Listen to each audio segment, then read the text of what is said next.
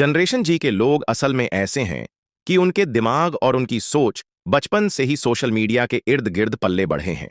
जब ये छोटे थे तब भी उनका दिमाग सोशल मीडिया के माहौल में ही बना और विकसित हुआ। अब यह सोशल मीडिया ही उनकी पूरी दुनिया बन चुका है। उनके लिए इसके बिना रहना सचमुच मुश्किल है। उनकी पूरी जिंदगी, उनकी पूरी दुनिया, सब कुछ इसी पर टिका है।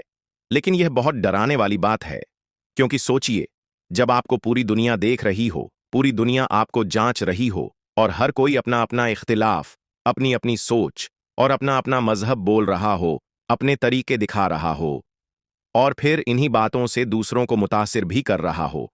और यहां पर सब कुछ इस बात पर निर्भर करता है कि किसके ज्यादा व्यूज हैं, किसके पास बोलने की काबिलियत है और किसके पास ऐसा हुनर है कि वो दूसरों को मुतासिर कर सके। हम रोज देखते हैं कि कोई बिल्कुल अनपढ़ इंसान भी आता है और सोशल मीडिया का एक्सपर्ट बन जाता है।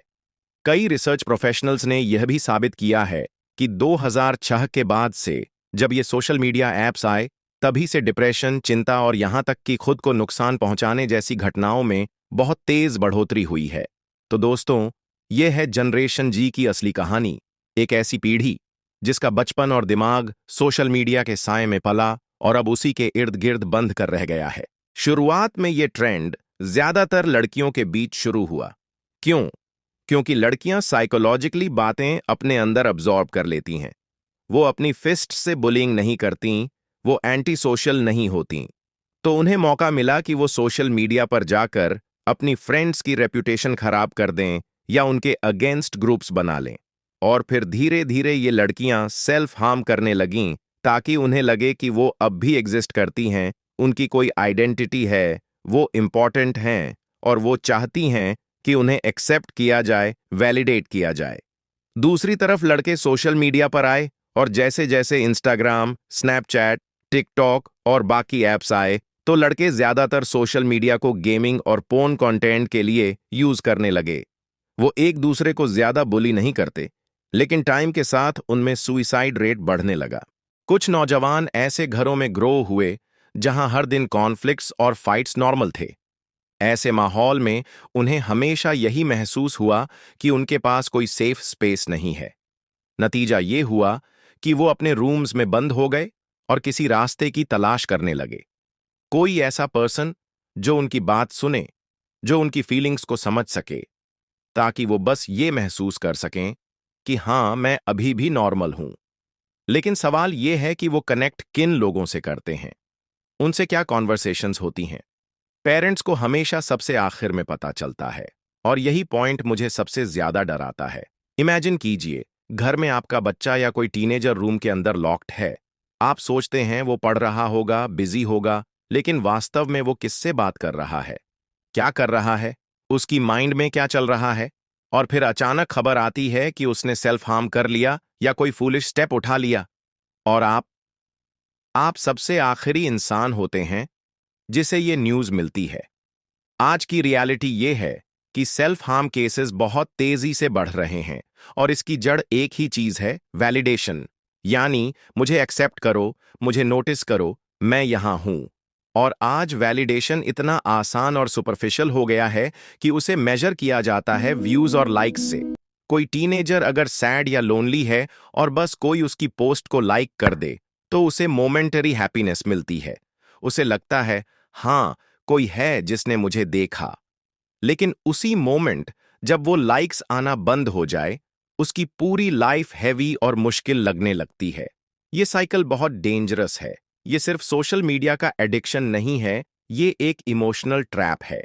वैलिडेशन की तलाश इतनी इंटेंस हो चुकी है कि यूथ अपनी आइडेंटिटी, सेल्फ वर्थ और हैप्पीनेस को सिर्फ डिजिटल रिएक्शंस पर डिपेंड करने लगे हैं। और यही डिपेंडेंस उन्हें उस जगह तक ले जाती है जहां वो खुद को हर्ट करते हैं, सिर्फ ये प्रूव करने के लिए कि मैं अभी भी एग्जिस्ट करता हूं। हमारे पास कुछ ऐसे शॉकिंग स्टैटिस्टिक्स हैं जो हर किसी को सोचने पर मजबूर कर देंगे। मुझे नहीं पता कि पेरेंट्स ये सुन रहे हैं या नहीं, लेकिन ये क्लियर है कि प्रिंसिपल्स, स्कूल्स और पेरेंट्स सभी को कम्युनिटी वर्क में एक्टिवली हिस्सा लेना चाहिए।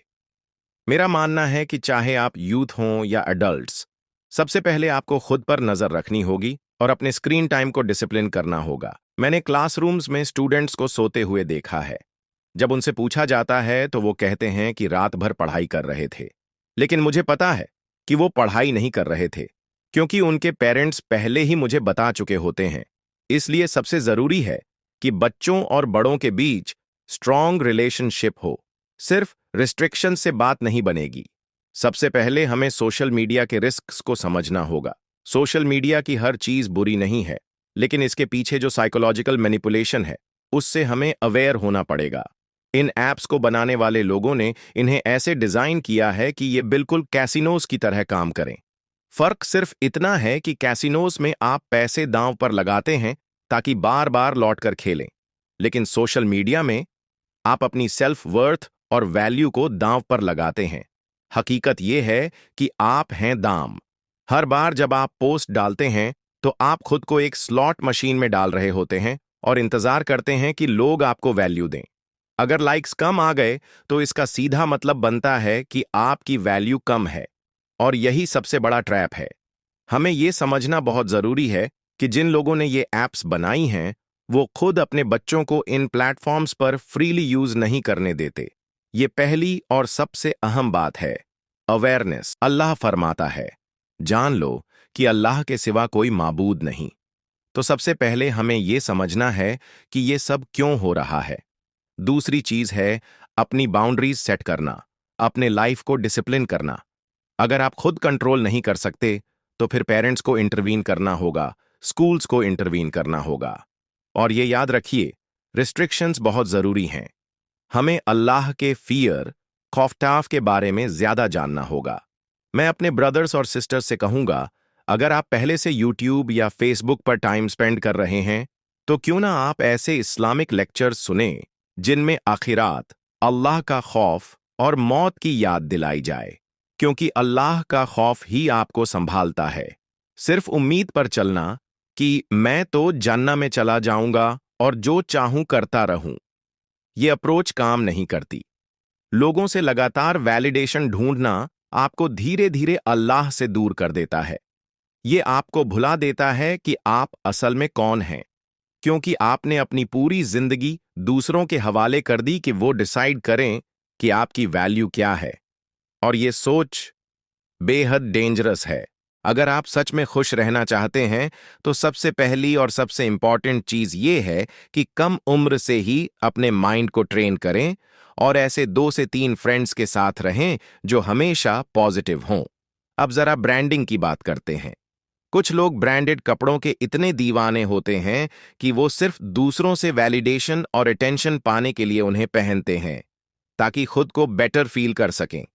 लेकिन सवाल यह है कि क्यों ना हम ये डिसीजन लें कि हम बिना ब्रांड के सिंपल और कंफर्टेबल कपड़े पहनेंगे, और अगर कोई कुछ भी कहे तो हमें फर्क न पड़े।